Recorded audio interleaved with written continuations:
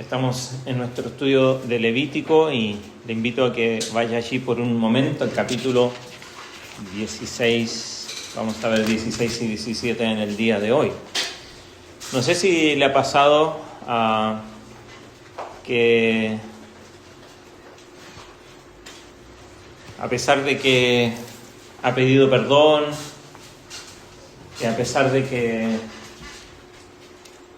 se ha disculpado, incluso ha intentado hacer restitución, pero uno se siente igual con la culpa encima. No sé si le ha pasado, ¿no? Como que uno hace algo, igual uno pide perdón, le pide incluso al Señor que lo limpie, pero uno se sigue sintiendo sucio. ¿Ha pasado alguna vez? Y eso podríamos conceptuarlo como culpa, ¿verdad? Y sentimos la culpa todavía allí y nos hace sentir aún contaminados a pesar de que pareciera que hemos sido limpios, pero sigue estando allí. Lo que vamos a estudiar en el día de hoy, como hemos estado viendo a través del libro de Levítico, y como mencionamos, algo tan distante a nosotros en tiempo, en forma, en cultura, pero que cada una de las cosas que hemos visto nos va señalando y son sombra de lo que había de venir, ¿verdad?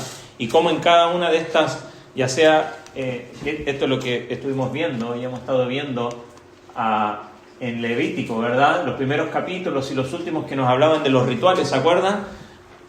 Cada tipo de ofrenda, después al final todo este calendario de fiestas, y precisamente de este calendario de fiestas está lo que vamos a ver en el día de hoy, el día de la expiación, que viene a ser el corazón de todo este libro. Pero cada una de estas cosas nos señalan a Cristo. Así también las demandas para el sacerdocio, ¿no? Ellos no la podían cumplir, ¿no?, de manera perfecta, pero por eso todas estas demandas, y precisamente Cristo es quien lo hace de manera perfecta. Y lo que estuvimos viendo la última semana acerca de las demandas de pureza para el pueblo, para los sacerdotes, todas estas demandas de sed santo porque yo soy santo, dice Dios. Y llegamos a este punto donde hoy, en un mundo donde considera el pecado como algo trivial, Dios requería algo tan severo. Y por eso a veces que nos distanciamos de esto, porque pensamos, bueno, hoy día no es necesario que muera nadie por el pecado, ¿no? Y agradecemos a Dios por eso. Pero antes, la sangre es algo lindo, a no ser que usted sea algún vampiro. Pero cuando vemos sangre, hay gente que se desmaya cuando ve sangre, ¿verdad? Porque no es algo agradable. El olor de la sangre no es agradable, ¿no? Cuando vemos esto, no solamente nos asustamos, sino que no es algo con lo que nos gustaría relacionarnos. Y resulta que si queremos resumir el libro de Levítico, a pesar de que hay ofrendas que no demandan sangre, pero muchas de estas ofrendas, sacrificios, holocaustos, todo el tiempo sangre y derramamiento de sangre, todo el día, además de las estipulaciones.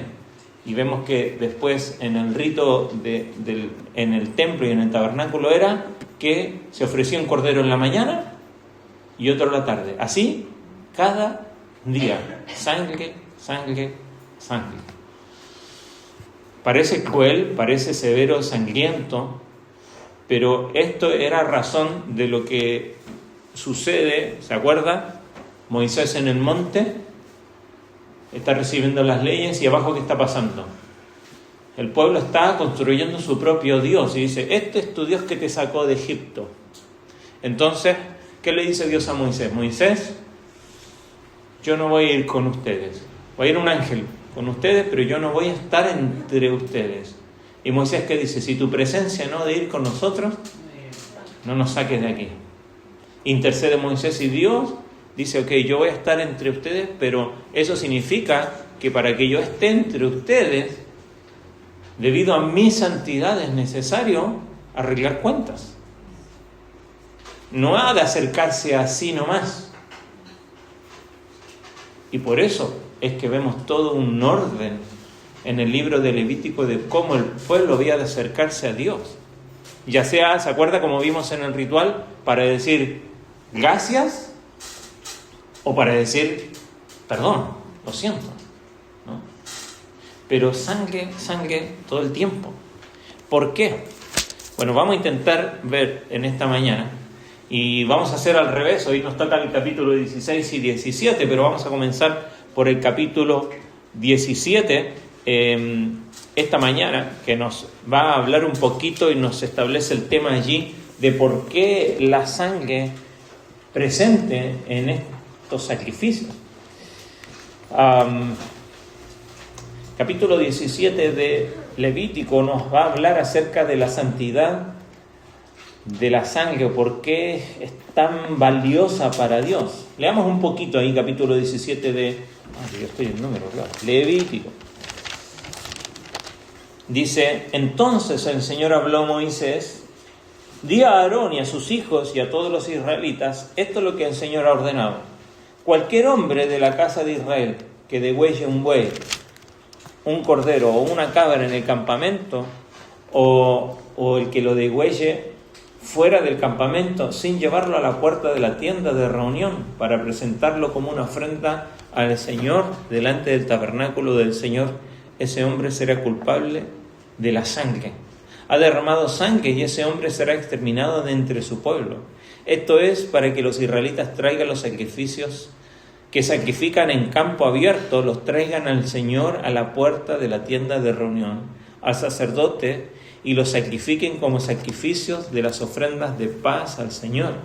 Y el sacerdote rociará la sangre sobre el altar del Señor a la puerta de la tienda de reunión, y quemará la grasa como aroma agradable al Señor. Y ya no sacrificarán sus sacrificios a los demonios, con los cuales se prostituyen. Esto les será estatuto perpetuo por todas sus generaciones. Entonces les dirá: cualquier hombre de la casa de Israel o de los extranjeros que residen entre ellos que ofrezca holocausto o sacrificio y no lo traiga a la entrada de la tienda de reunión para ofrecerlo al Señor, ese hombre también será exterminado de su pueblo. Si algún hombre de la casa de Israel o de los extranjeros que residen entre ellos come sangre, yo pondré mi rostro contra esa persona que coma sangre y la exterminaré de entre su pueblo. ¿Por qué? Porque la vida de la carne está en la sangre, y yo se la he dado a ustedes sobre el altar para hacer expiación por sus almas. Porque es la sangre, por razón de la vida, la que hace expiación. Vamos a orar un momento. Señor, queremos pedirte que tú uses tu palabra, tu Espíritu Santo nos exhorte, nos anime, nos confronte con nuestra situación, nuestra realidad, y podamos ver a Jesucristo también aquí. Te lo rogamos en nombre de tu Hijo. Amén.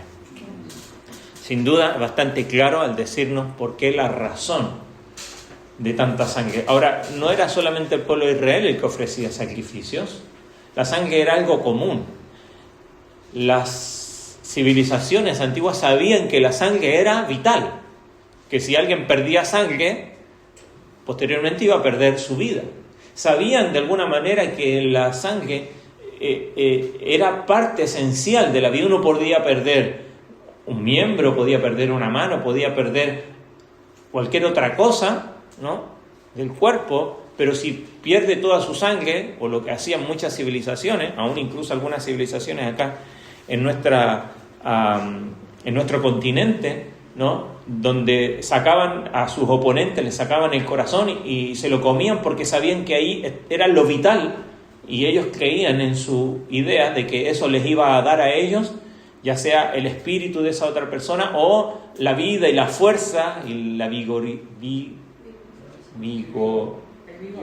el vigor de ese otro, ¿no?, si comían su corazón o bebían su sangre, ¿no? Beber la sangre era parte de los ritos habituales en las naciones circundantes donde Israel iba a habitar.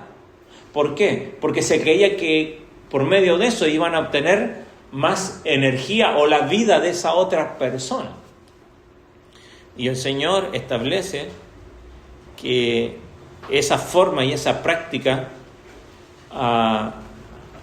estaba prohibida, porque si hay alguien que da la vida, es precisamente Dios quien crea la vida.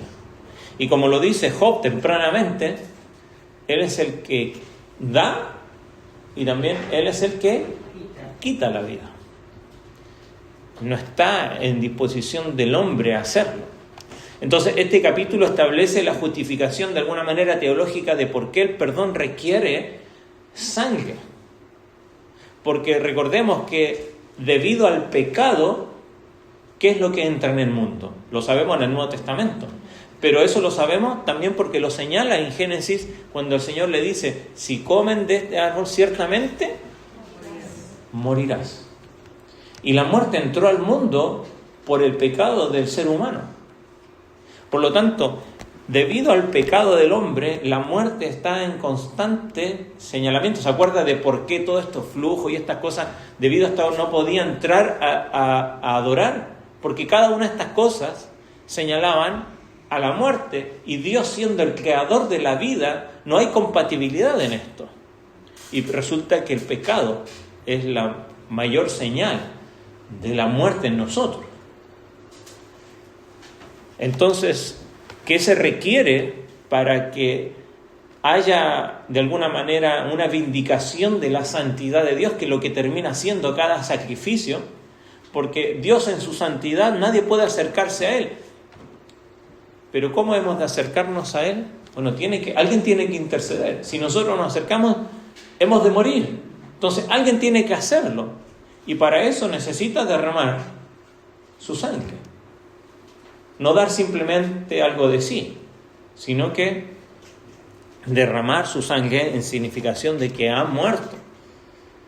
Entonces era necesaria, y como lo dice después en el Nuevo Testamento también, que sin sangre no hay remisión de pecado. Es imposible quitar los pecados si no hay sangre de por medio.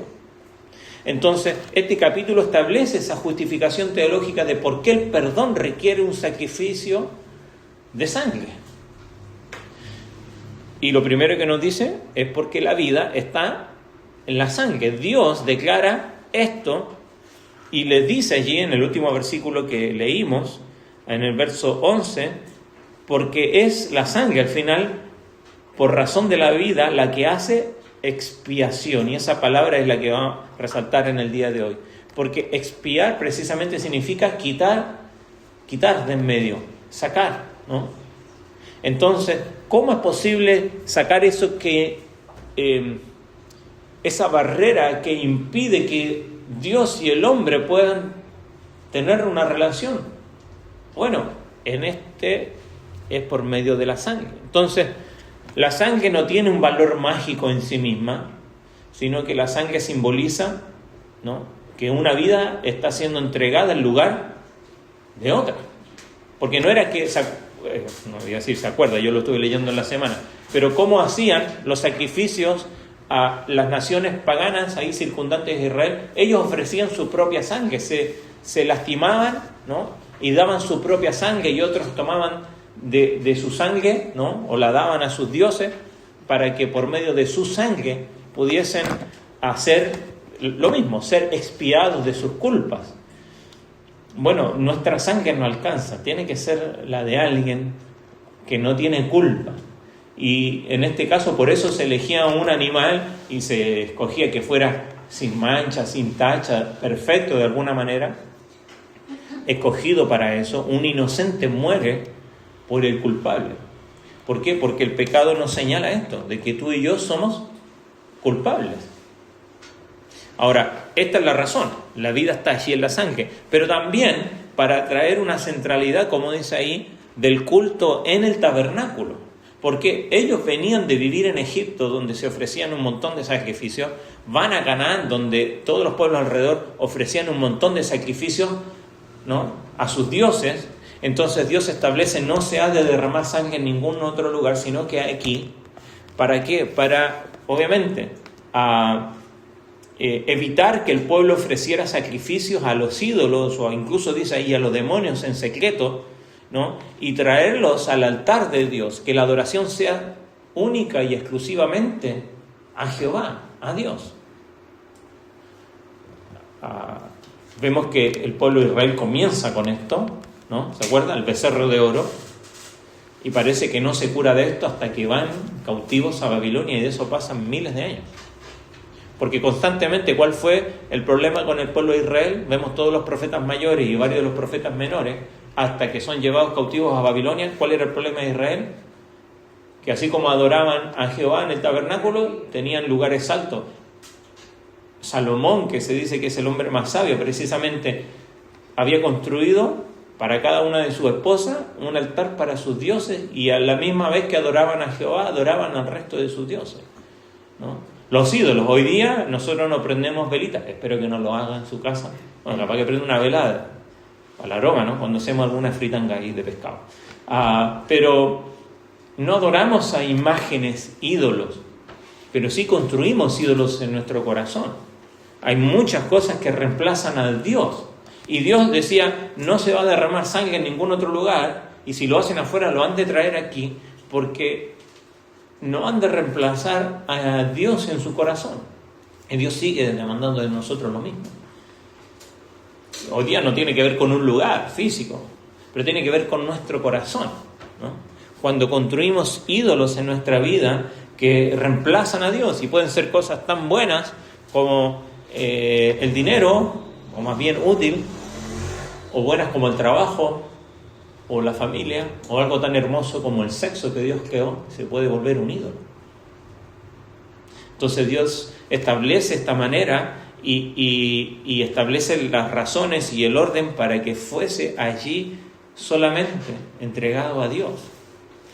Después al final da esta prohibición acerca de la sangre, de que ninguno ha de comer, ¿no?, sangre, puesto que la sangre era el medio sagrado de expiación, ¿no? Entonces su consumo estaba estrictamente prohibido bajo pena de muerte, porque la sangre lo que está señalando es que lo que está haciendo la sangre es limpiando o cubriendo el pecado, por lo tanto no debía ser parte de su alimentación. Sabemos que al menos estas disposiciones ya no están vigentes para nosotros. Más allá de que alguno en su propia convicción no quiera hacerlo, y es respetable, no hay para el creyente ya alguna disposición de cuidarse de esto. Después veremos si es más saludable o menos saludable, y allí cada uno toma su decisión. Pero aquí a su pueblo lo está haciendo, ¿por qué? Porque hasta este entonces, y de ahí en más, hasta Cristo, el derramamiento de sangre era continuo todo el día. ¿Por qué? Porque si han de presentarse delante de Dios, no podía ser posible sin derramamiento de sangre. ¿Debido a qué? A la santidad de Dios y al pecado de aquellos que venían a acercarse a Dios. Y era la única manera de poder acercarse. Por lo tanto, no debía ser tomado como algo ligero de decir, esto va a ser parte de nuestra alimentación, sino que era el medio por el cual Dios había establecido para poder acercarse a Él. Obviamente después de Cristo ya no es necesario, por eso que Dios no incurre en dejar señalamientos si esto sigue vigente o no, ¿no?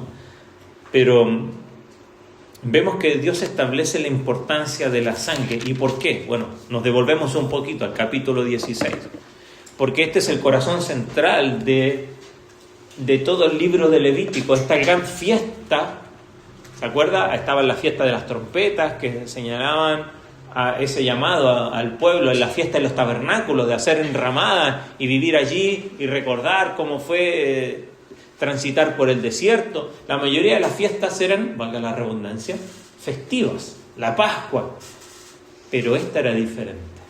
Si bien era una fiesta, entre comillas, esta fiesta era diferente, porque este era el punto climático de la relación de Dios con su pueblo y de la relación también del pueblo de cómo acercarse a Dios. En este capítulo se nos describe el punto culmine de este sistema de sacrificio diseñado para tanto purificar al sumo sacerdote, al santuario, pero también a toda la nación de sus pecados acumulados durante todo un año. Entonces este era el punto ahí final donde se decidía si había una prórroga por un año más, ¿no? Entonces vamos a leer un poquito ahí, capítulo 16 de Levítico. Dice, el Señor habló a Moisés después de la muerte de los hijos de Aarón, cuando se acercaron a la presencia del Señor y murieron. ¿Se acuerda? Capítulo 10, Nadab y Abiú. ¿Qué pasó con ellos? Ellos se acercaron con fuego extraño que Dios no había pedido. No sabemos qué fue lo que extraño hicieron. Lo que sí sabemos es que Dios no había pedido esa forma. Lo más probable es que ellos hayan entrado directamente al lugar santísimo, donde estaba la presencia de Dios, y eso solamente estaba designado a hacerlo en esta fiesta, no en cualquier momento. En esta fiesta, y lo debía hacer el sumo sacerdote. ¿Por qué? Porque iba a entrar directamente a la presencia de Dios. Y como ya hemos visto, no podemos acercarnos así nomás a la presencia de Dios. Hoy día mismo, y lo vimos, y fue las aplicaciones que vimos la semana pasada, ¿no? De tener la pretensión de que, bueno, Dios me va a aceptar así como estoy. Dios me acepta como soy. Él no me pone requisitos más que la fe en Jesucristo para poder acercarme a Él. Pero pretender que yo puedo acercarme con manos sucias, con una conciencia contaminada, con una actitud rebelde, y que Él me reciba, es necesario grabar en nuestro corazón la actitud del hijo pródigo. He pecado contra el cielo y contra ti. Iré a mi padre y le diré: he pecado. No soy digno de ser llamado tu hijo. Reconocer nuestra contaminación y nuestra indignidad. Porque Dios, como dice el Salmo, no desprecia un corazón contrito y humillado. Pero tener la pretensión orgullosa de que yo me acerco a Dios a mi manera, fue lo que pensó Nadab y Abiú. Nosotros nos acercamos a Dios a nuestra manera. Y bueno, y perecieron. Por eso es que lo recuerda el Señor a Moisés cuando le dice: dile que después de la muerte de los hijos de Aarón, cuando se acercaron a la presencia de Dios y murieron, el Señor le dijo a Moisés, verso 2 de capítulo 16, dile a tu hermano Aarón que no entre en cualquier tiempo en el lugar santo detrás del velo. ¿Se acuerda? El lugar santísimo. Que no entre en cualquier momento delante del propiciatorio, que está sobre el arca, era la tapa del arca, no sea que muera, porque yo apareceré en la nube sobre el propiciatorio. Aarón podrá entrar en el lugar santo con esto, con un novillo para ofrenda por el pecado y un carnero para holocausto. Y se vestirá con la túnica salgada de lino, y los calzoncillos de lino estarán sobre su cuerpo, y se ceñirá con el cinturón de lino y se cubrirá con la tiara de lino. Estas son vestiduras salgadas. Lavará pues su cuerpo con agua y se vestirá con ellas. Aarón tomará de la congregación de los israelitas 2 machos cabríos para ofrenda por el pecado y un carnero para el holocausto. Entonces Aarón ofrecerá el novillo como ofrenda por el pecado, que es por sí mismo, para hacer expiación por sí mismo y por su casa, y tomará 2 machos cabríos y los presentará delante del Señor a la entrada de la tienda de reunión. Aarón echará suerte sobre los 2 machos cabríos, una suerte por el Señor y otra suerte para el macho cabrío expiatorio. ¿Cómo dice su versión? ¿El chivo? Azazel, ¿no? Es lo que significa literalmente, ¿no? El macho expiatorio. Luego Aarón ofrecerá el macho cabrío sobre el cual haya caído la suerte para el Señor, haciéndolo ofrenda por el pecado. Pero el macho cabrío sobre el cual cayó la suerte para el macho cabrío expiatorio será presentado vivo delante del Señor para hacer expiación sobre él, para enviarlo al desierto como macho cabrío expiatorio. Entonces Aarón ofrecerá el novillo de la ofrenda por el pecado, que es por sí mismo, y hará expiación por sí mismo y por su casa. Degollará el novillo de la ofrenda por el pecado hecha por sí mismo, y tomará un incenciario lleno de brasas del fuego sobre el altar que está delante del Señor, y 2 puñados de incienso aromático molido, y lo llevará detrás del velo.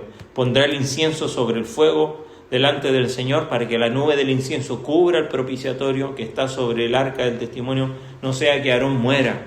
Tomará además de la sangre del novillo y la rociará con su dedo en el lado oriental del propiciatorio. También delante del propiciatorio rociará de la sangre 7 veces con su dedo. Después degollará el macho cabrío de la ofrenda por el pecado, que es por el pueblo, y llevará su sangre detrás del velo, y hará con ella como hizo con la sangre del novillo, y la rociará sobre el propiciatorio, y delante del propiciatorio hará pues expiación por el lugar santo a causa de las impurezas de los israelitas a causa de sus transgresiones por todos sus pecados, así hará también con la tienda de reunión que permanece con ellos en medio de sus impurezas. Cuando Aarón entre a hacer expiación en el lugar santo, nadie estará en la tienda de reunión hasta que él salga, para que haga expiación por sí mismo, por su casa y por toda la asamblea de Israel. Entonces saldrá al altar que está delante del Señor y hará expiación por él, y tomará de la sangre del novillo y de la sangre del macho cabrío y la pondrá en los cuernos del altar por todos los lados, y su dedo rociará sobre él de la sangre 7 veces, y lo limpiará y lo santificará de las impurezas de los israelitas. Cuando acabe de hacer expiación por el lugar santo de la tienda de reunión y el altar, presentará el macho cabrío vivo. Después Aarón pondrá ambas manos sobre la cabeza del macho cabrío y confesará sobre él todas las iniquidades de Israel y todas sus transgresiones, todos sus pecados, y poniéndolos sobre la cabeza del macho cabrío, lo enviará al desierto por medio de un hombre preparado para esto. El macho cabrío llevará sobre sí todas las iniquidades de ellos a una tierra solitaria, y el hombre soltará el macho cabrío en el desierto. Luego los comentarios, ¿no?, y las estipulaciones que se hicieron después con el tiempo, ¿no?, que no estaban aquí estipuladas, pero eran tan quisquillosos que intentaban llevar a ese macho cabrío a un despeñadero, cosa de que se cayera y ese animal muriera allí, ¿no?, cosa que no volviera, porque lo que está haciendo es que está cargando simbólicamente, sin duda, todos los pecados del pueblo de este último año. Piense por un momento, los suyos solamente, yo pienso en los míos. No sé si sería tanto peso que este macho cabrío pudiera caminar cargando todo esto.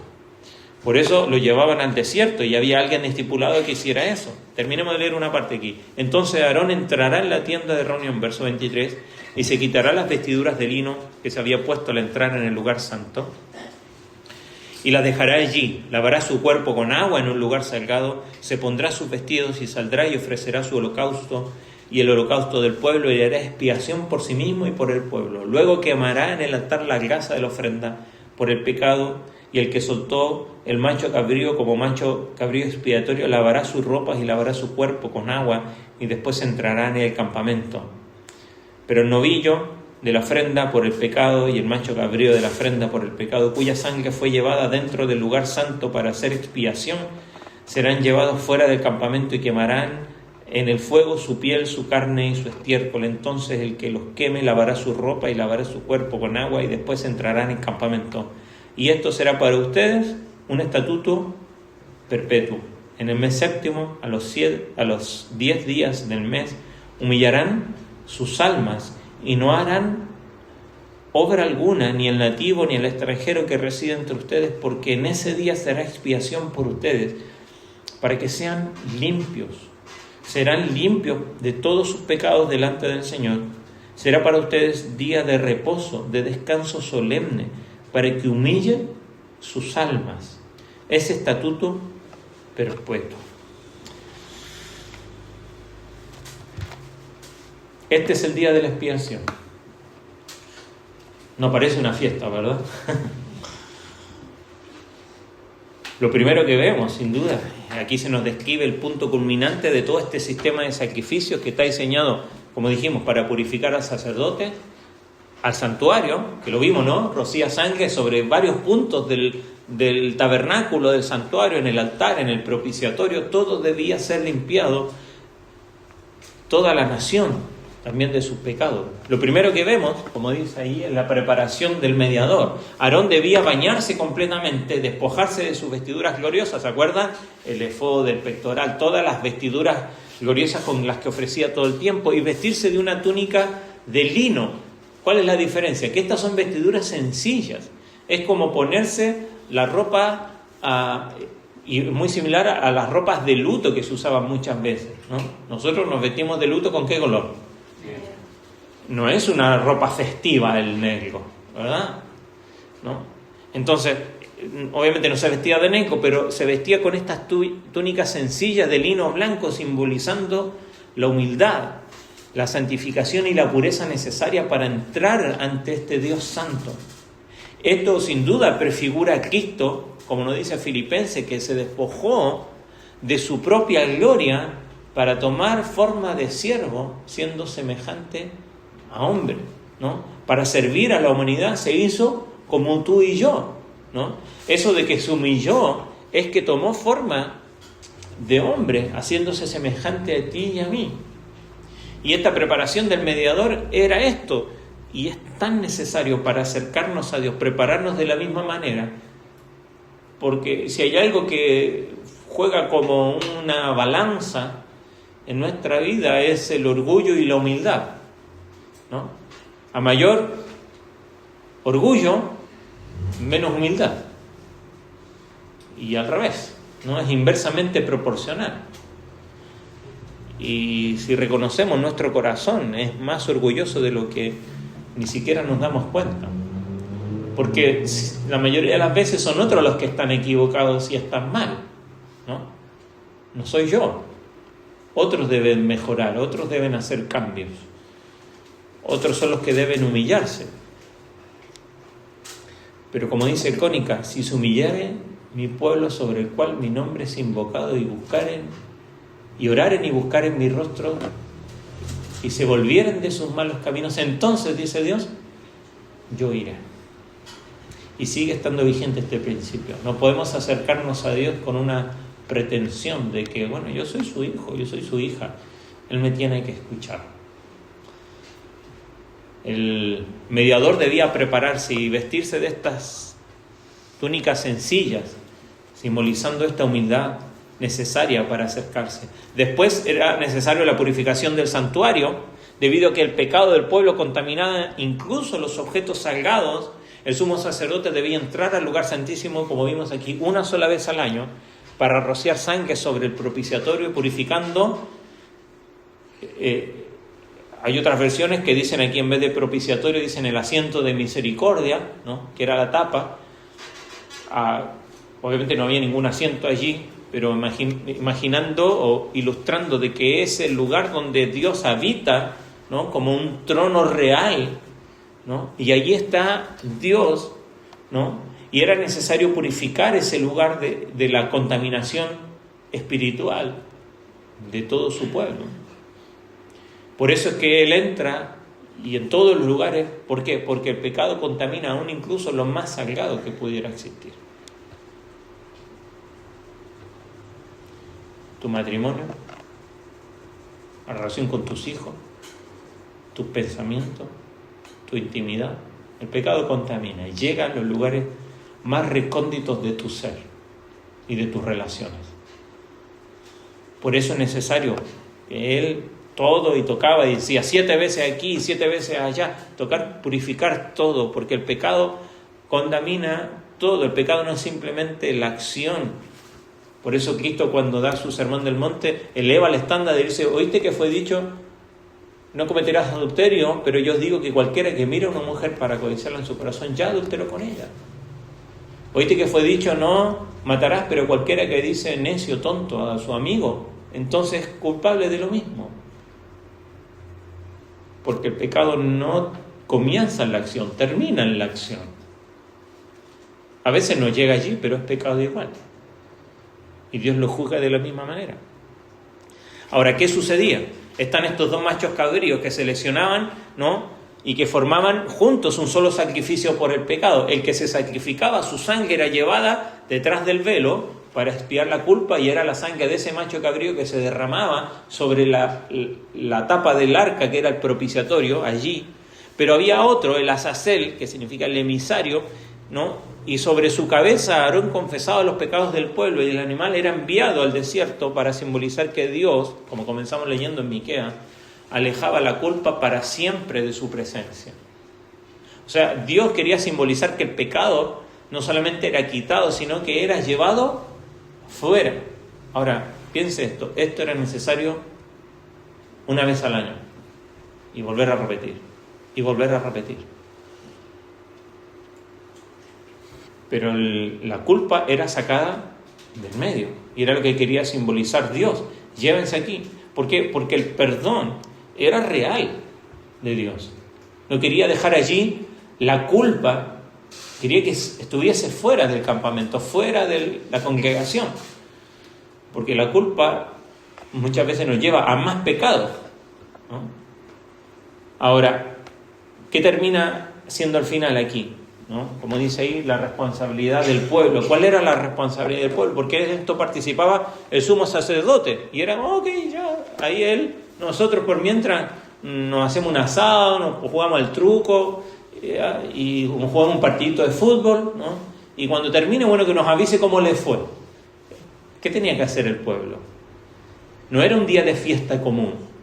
Como terminamos leyendo ahí los últimos pasajes, el pueblo debía afligirse, decía ayuno y arrepentimiento, guardar reposo absoluto, reconociendo que el perdón era una dádiva de la gracia de Dios, que no era el fruto de su trabajo, sino que era algo que Dios estaba dando a ellos para poder perdonarles por un año más, de alguna manera. Y sin duda, cuando debemos de tratar con nuestro pecado, tenemos que tener la misma actitud también.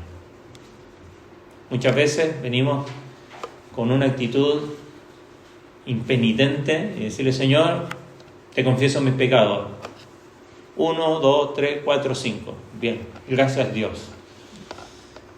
Pero no hay arrepentimiento, no hay dolor en el corazón por el pecado, no hay un sentido de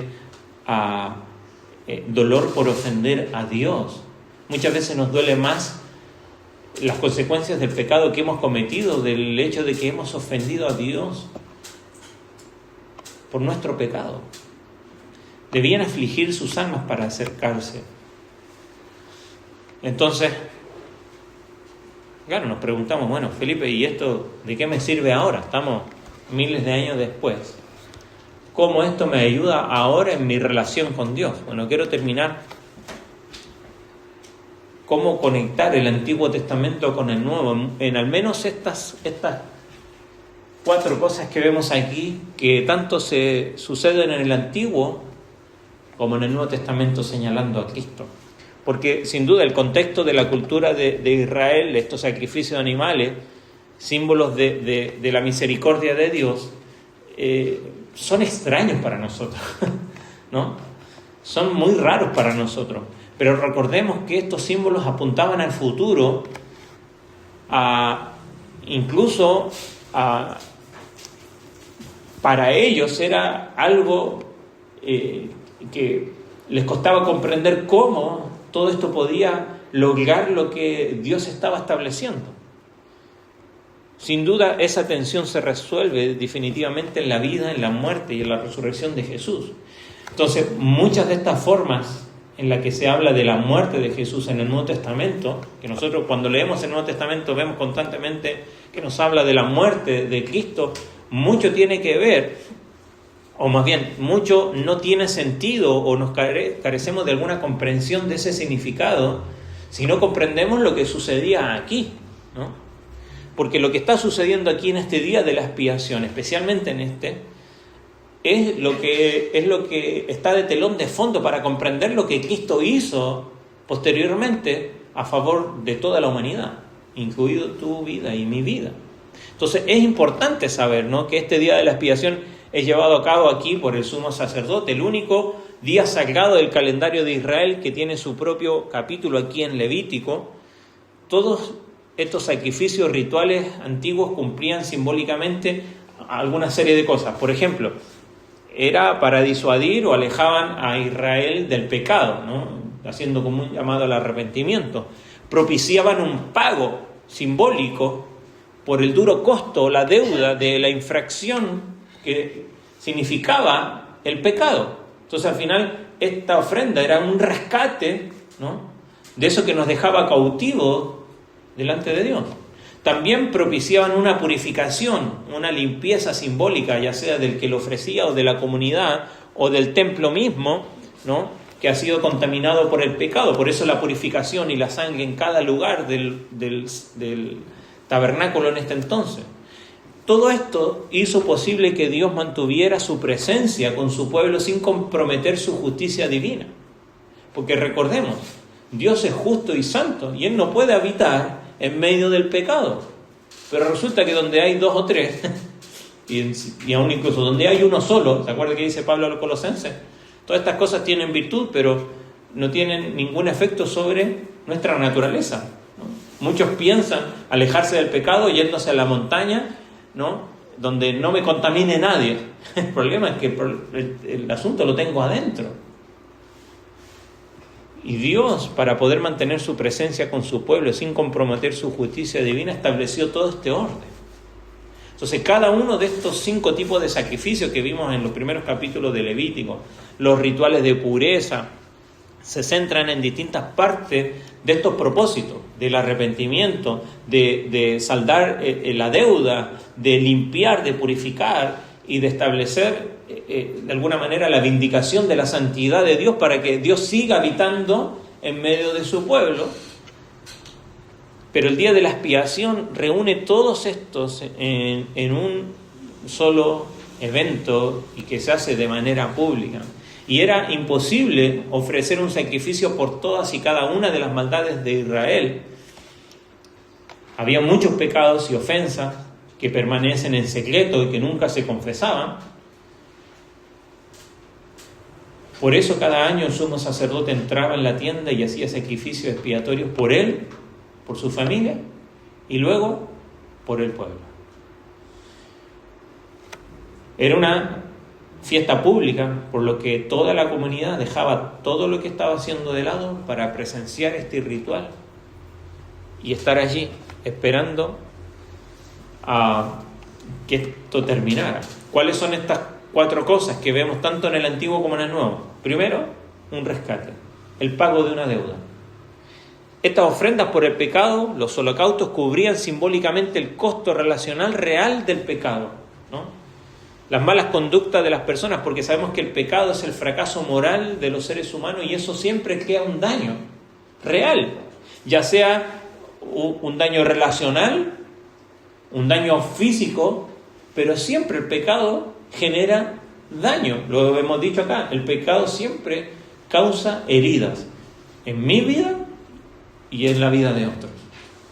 Y eso debía ser restituido. Dios no quiere matar a su pueblo por su maldad, más bien quiere mostrarles misericordia. Y Dios proporcionó estos animales como el medio de pago simbólico, mostrando que el pecado es la destrucción de todo lo que es bueno.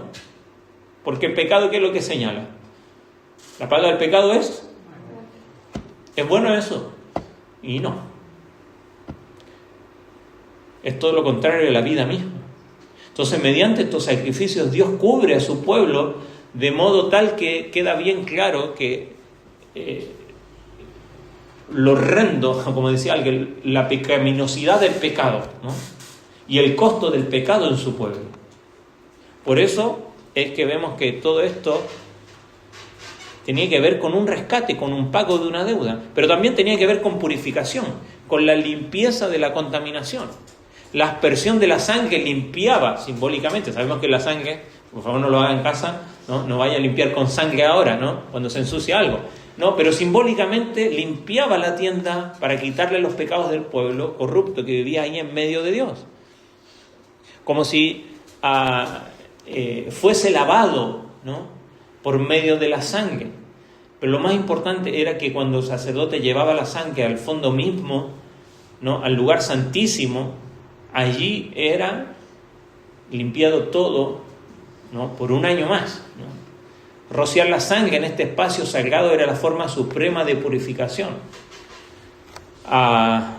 Vamos a hacerlo así. Era como pensar que los israelitas habían amontonado basura en el espacio donde Dios habita durante todo el año y ahora venía, como esperamos hacerlo más tarde, limpieza, ¿no?, ¡pum!, y queda ahora todo limpio, ¿no? El lugar donde se superpone en el espacio de Dios y donde está Israel volvía a ser puro, sin distorsiones, al menos durante un año más. Entonces señalaba una purificación, una limpieza, pero también señalaba a un arrepentimiento, alejarse del pecado. Dios eliminaría el pecado del pueblo por gracia, ¿no?, de forma continua. Estos sacrificios y estas solemnes rituales eran el recordatorio de las consecuencias de los pecados que eran alejados, ¿no?, de los israelitas por medio de este chivo expiatorio, ¿no? De ahí viene el concepto, ¿no? ¿Por qué? Porque él es el que cargaba con la culpa, ¿no?, y era llevado fuera. Entonces, era un recordatorio visual de que Dios quería sacar el pecado de en medio en señal al arrepentimiento. El chivo expiatorio sería enviado desde los muros de la comunidad hacia afuera, eliminando los pecados de Israel de la comunidad, del medio, lo que logra el arrepentimiento. Y por último, en la relación de pacto, mantener la presencia de Dios allí, ¿no? Todo esto forma parte de la misión de Dios de transformar a este pueblo quebrantado y rebelde en el pueblo santo que Dios los había llamado a ser.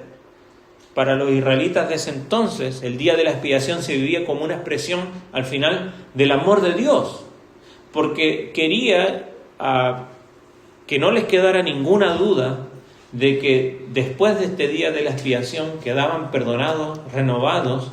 Es como decir, volvemos a foja cero. Hacemos paz, reconciliar. Dios quería que le quedara bastante claro a su pueblo. Ahora, en el Nuevo Testamento, la muerte de Jesús se describe como un sacrificio que cumplió la expiación, ¿no? La misma palabra que se ocupa en el griego para expiación significa lo mismo, cubrir, ¿no?, que la deuda de alguien, ¿no?, queda cubierta. Todo lo que vemos en Levítico, resumido en el día de la expiación, apuntaba a un tiempo anticipado por los profetas, cuando el pueblo de Dios ya no sería rebelde, sino que sería perdonado una vez y para siempre. Y tras la vida, la muerte y la resurrección de Jesús, los primeros cristianos volvieron a leer los libros como Levítico con una mirada totalmente nueva y empezaron a ver que lo que Jesús había logrado era la realidad a la que apuntaban todos estos simbolismos, ¿no?, en los sacrificios.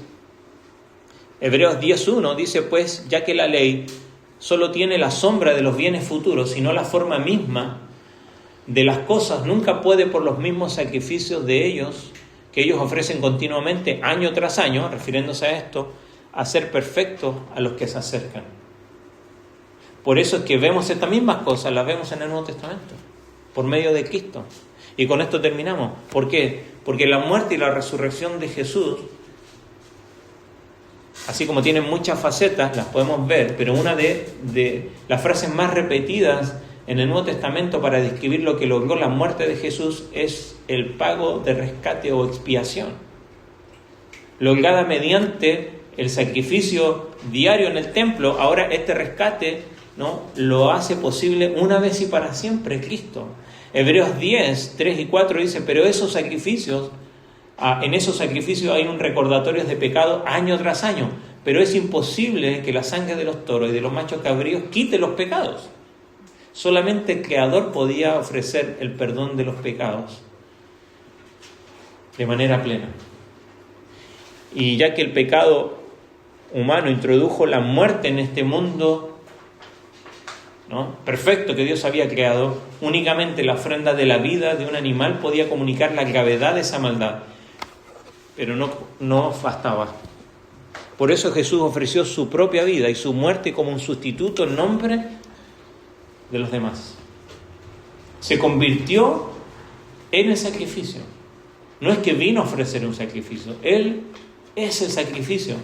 Marcos 10:45 dice, porque ni aun el Hijo del Hombre vino para ser servido, sino para servir y para dar su vida en rescate por muchos. Efesios 1:7, en Él tenemos redención mediante su sangre, el perdón de los pecados. Primera de Pedro 1:18 y 19 dice, ustedes saben que no fueron redimidos de su vana manera de vivir, heredada de sus padres, con cosas perecederas como oro y plata, sino con la sangre preciosa, como de un cordero sin tacha y sin mancha, la sangre de Cristo. Hermano, la sangre de Cristo es la que nos rescata y paga la deuda. No sé si ha sido liberado de alguna deuda. ¿Cómo se siente uno? Bueno, estas deudas, ¿no? Esas deudas las podríamos pagar, deberíamos hacerlas, pero esta deuda es impagable. Y la sangre de Cristo es la que nos rescata de esa condenación. Se pagó. Por eso entendemos que se pagó ese precio de rescate. No es que se compró algo, es que hemos sido rescatados. Estamos en el mercado de esclavos y el Señor nos compró, pagó el precio, nos saca de allí y nos deja libres. Ahora ya no estamos más en el mercado para ser ofrecidos a alguien más. Pero no solamente eso, sino que también es la limpieza de la contaminación. El ritual del día de la expiación proporcionaba un perdón seguro de los pecados, así como una purificación simbólica. Por supuesto que esto tenía una deficiencia porque tenía que hacerse todo el tiempo. Pero, como dice Tito 2:14, dice: Él se dio por nosotros para redimirnos de toda iniquidad y purificar para sí un pueblo para posesión suya, celoso de buenas obras. Hebreos 9:14 dice: ¿cuánto más la sangre de Cristo, quien por el Espíritu eterno él mismo se ofreció sin mancha a Dios, purificará nuestras conciencias de obras muertas para servir al Dios vivo? 1 Juan 1:7 dice que la sangre de Jesús su Hijo nos limpia de todo pecado. Hermano, hoy podemos vivir limpios por la sangre de Cristo. Pero muchas veces vamos en nuestra vida sucios, contaminados, pero no porque no podamos ser limpiados, porque precisamente la sangre de Cristo es la que nos limpia de todo pecado. No es una obra tuya la que logra la limpieza. Lo que debes hacer es que si confesamos nuestros pecados, Él es fiel y justo, dice, para perdonar y limpiarnos de toda maldad. Lo que tienes que hacer es arrepentirte, pero no limpiar. Hice 2 malas, hago 3 buenas. Eso no te va a limpiar. Lo único que estás es negociando con Dios. Lo que debes hacer es arrepentirte de tu pecado para que Él te limpie. Pero también, por eso, señala el arrepentimiento. Este acto de amor destinado a cambiar a las personas. ¿Se acuerdan los 2 machos cabríos ofrecidos por el pueblo? El chivo expiatorio se enviaba simbólicamente fuera de la ciudad para eliminar los pecados de Israel. El objetivo era contemplar esta expresión de la misericordia de Dios y permitir que este amor quedara impregnado en el corazón de su pueblo y motivara a vivir una forma totalmente nueva. Ya que los pecados han sido sacados de en medio, podamos vivir de una forma diferente. 2 Corintios 5 nos dice: al que no conoció pecado, lo hizo pecado por nosotros. ¿Para qué? Para que fuésemos hechos justicia de Dios en Él. 1 Pedro 2:24 dice que Él mismo llevó nuestros pecados en su cuerpo sobre la cruz, a fin de que muramos al pecado y vivamos a la justicia, porque por sus heridas fuimos sanados. El propósito de ser limpiados es para que tú vivas una vida diferente, no para que ahora vivas una vida de, Dios me va a limpiar otra vez. Por lo que dice Pablo, ¿qué pues diremos? ¿Pecaremos más para que la gracia abunde? ¿Qué lo dice él? Él la responde por la duda: en ninguna manera. Ahora que la sangre de Cristo nos limpia, no es para que sigamos pecando. Total, ya Él nos va a limpiar. Es para que podamos vivir vidas diferentes, transformadas, apartadas. Como dice 2 Corintios, que Él murió, ¿no?, por nosotros. ¿Para qué? Para que los que han muerto con Él ya no vivan para sí mismos, sino que vivan para aquel que murió y resucitó por ellos. ¿Cómo es tu arrepentimiento? ¿Cómo es tu relación con el pecado?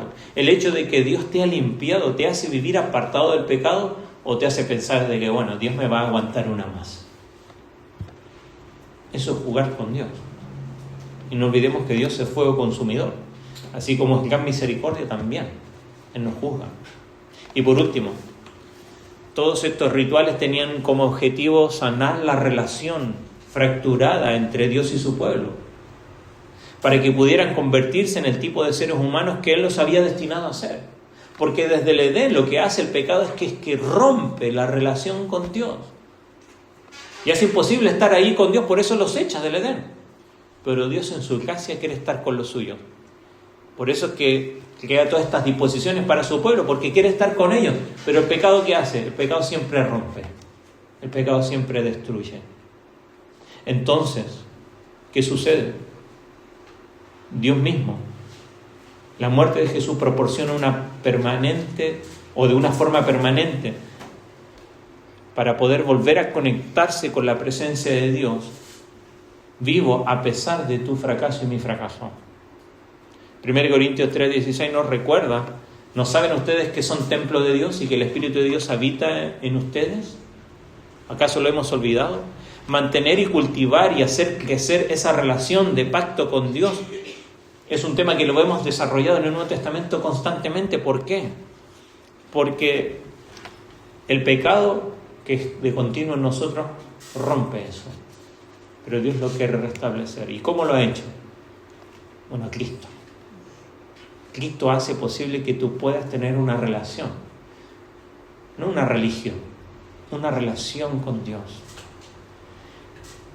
Y esperamos que establecer esas conexiones entre el día de la expiación y el significado de la muerte de Jesús nos ofrezca a nosotros una perspectiva diferente, más amplia, del amor de Dios por ti y por mí, para que tú puedas acercarte confiadamente, como dice Levítico, ya no por medio de sacrificios, pero recordar que la obra de Cristo lo que hace es pagar la deuda.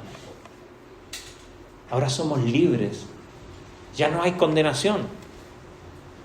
También nos limpia de contaminación, nos aleja del pecado y quiere volver a restablecer esa relación con Dios por medio de Cristo. ¿Cómo te estás acercando tú a tu Dios? ¿Lo haces por medio de Cristo o por medio de tus obras? Yo espero que esto te desafíe y te anime a ver que no se trata de lo que tú puedas hacer, sino que se trata de lo que Cristo ya hizo a nuestro favor y podamos vivir de una manera diferente, de una manera transformada, ofreciendo a Dios sacrificios de alabanza, en los cuales Él pueda glorificarse y agradarse. Vamos a orar, vamos a ponernos en pie y luego, si nos queda un minuto, podemos cantar también una alabanza.